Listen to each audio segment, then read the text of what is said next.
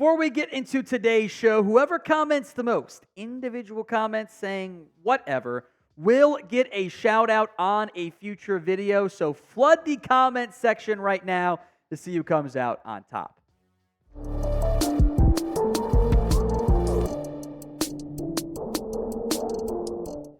Here we go again. Another Justin Jefferson trade idea, hope, rumor, whatever we want to call it, to the Bengals, this time from CBS Sports. The package they presented as follows. The Bengals, of course, get Justin Jefferson.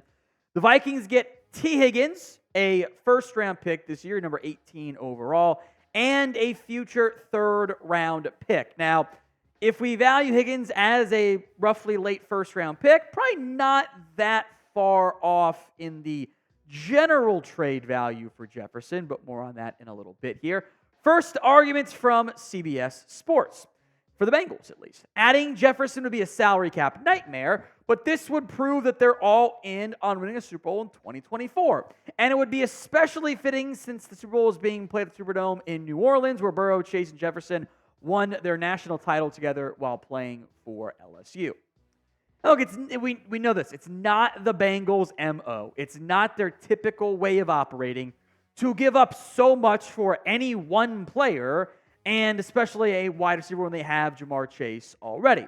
But it sure would be fun, wouldn't it be? Now, my concern here is that CBS pitched it as a we're not going to re-sign Jefferson plan, which is stupid because you only make that trade. You only give up that much assets and capital if you plan on re-signing Jefferson. And the Bengals could afford it if they wanted to. They could afford to go out there with Burrow, Chase, and Jefferson and form the most dynamic trio at quarterback wide receiver that I can really recall. You know, maybe outside of the Moss Carter days. Like, that is an electric grouping.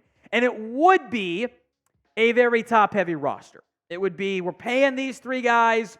We're not paying much else beyond that. We're going to let Burrow just find Chase and Jefferson on most plays and figure out the supporting cast on offense, the defense, etc.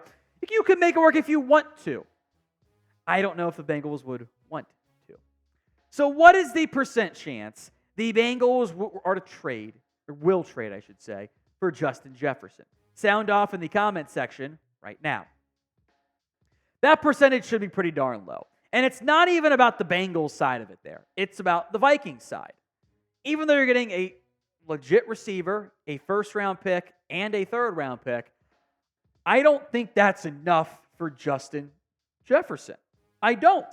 Because this is a premier talent at wide receiver.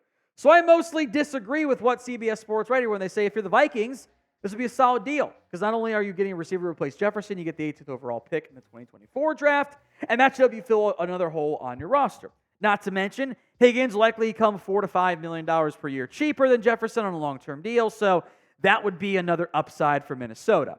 Might be more like 7, if we're being honest, but that's beside the point. Jefferson is a no-doubt top wide receiver. Whether you want to put him 1 or 2 or 3 or wherever, your list of receivers who are better than Justin Jefferson is profoundly short. So I don't think the Vikings want to trade him away. I think they want to get that long-term deal done. I would bet they get that deal done soon-ish. Maybe not before the draft, maybe not in the week after the draft, but I would bet before training camp.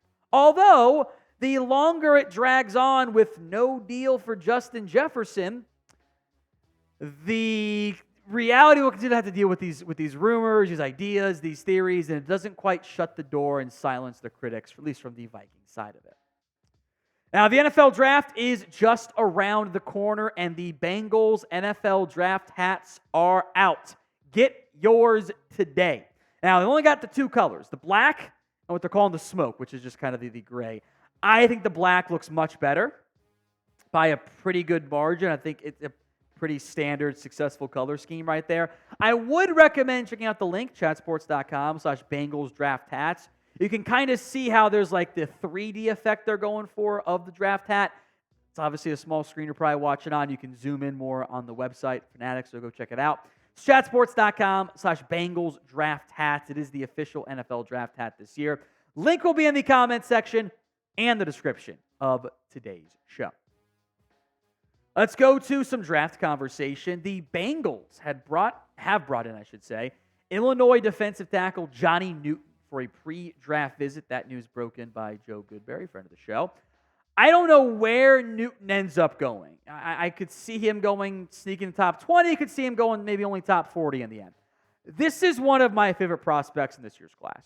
I am a huge fan of what he offers as a disruptive interior presence. Yeah, the size at 6'1", 3/4 and 304 and 32 3/8 arms. It's not elite. It's not great length. It's not great size.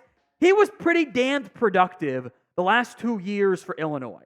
TFLs did go down. Sacks did go down. Pressures went down a little bit. The rate didn't drop that much. It was part of the changes that this team had made up front. You can watch the Wisconsin game, and he was so disruptive. He was just consistently wreaking havoc on that offensive line. He is coming off the partial Jones fracture of his foot. That might be a red flag for teams. I have a first-round grade on him. It's a non-zero chance when the Bengals get on the clock, pick number 18, he's the best player on my board. Might not be on their board.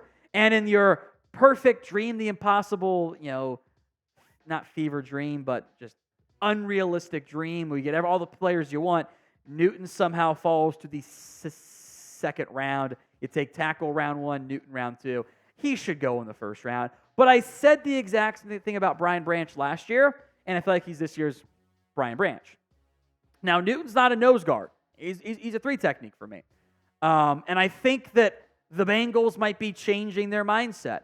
Maybe they're okay not having a DJ Reader type, and they'll go with more penetrative tackles like Rankins and Hill and Newton, and maybe they'll play those guys a lot and add somebody at a lower cost in the draft to help be that run stopper when they need him to be. So do you want to draft Johnny Newton? Y for yes, N for no. Sound off in the comments. I, for one, would love to find a way to get Newton to Cincinnati. He is one of my preferred prospects this year. If you love Byron more, trust me, I get it. I think I'm probably different on that front, but I have Newton higher. I also don't know, because I think I'm different than the rest of the NFL, I don't know if they would take Newton in the first round. And I would be surprised, in a positive way for the Bengals at least, if he lasted until the second round. I would be surprised but pleased that that's how the board played out, and they ended up lucking into a top 20-ish guy for me in the second round of the NFL draft. Now, it is at long last finally draft week. It's less rumors, and now we get some real news to discuss about the Cincinnati Bengals. So, if you haven't already, hit that sub button for more free videos right now. Let's go to another defense line. That is Michael Hall, a.k.a. Mike Hall, out of Ohio State. He was listed by ESPN as the Bengals' best day 2 prospect fit. Here's what Jordan Reid of ESPN wrote. With great first step quickness, he would be an immediate answer at the 3 technique. Hall's 2.5 second average time to getting first pressure was the 8th quickest mark last season. The day 2 prospects along the defensive tackle room worry me.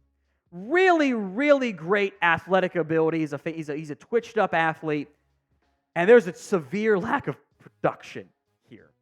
10 TFLs and 6 sacks in his career was basically what Johnny Newton did last year alone. There are some tweener traits here, a little bit like, maybe you try him at defensive end, but he's not, I don't think he's athletic to really be a defensive end. Got back up to 290 at his pro day. The run defense was just not very good. It's traits with untapped potential over the proven product at this time. Now, I got him in the 3rd. So if you can get him in the 3rd, okay, I think that's a really good pick. I think because he's still not 21 years old, because he's such a freaky athlete, a team is going to go, we can get the most out of him. Sometimes those teams do.